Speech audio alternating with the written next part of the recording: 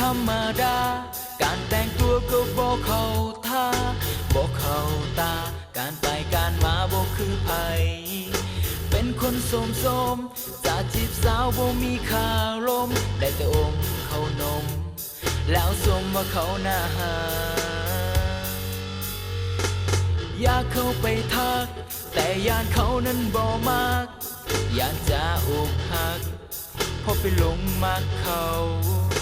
จึงบ่มีแฟนบ่มีไผมาควงแขนอยากมาเป็นแฟนกับคนโสมได้แต่หวังจากวันจะมีคนมาคิดสนใจคนโสมคนบ่มีไผจะฝากหัวใจได้แต่รออย่างนี้คงจะมีสักวัน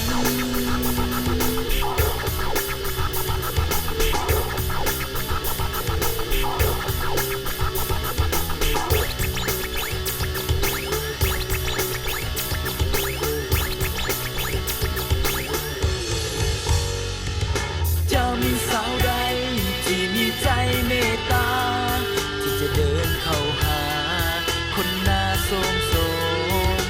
มาเปลี่ยนชีวิตที่จะคิดว่าหากันที่จะบ่มีวัน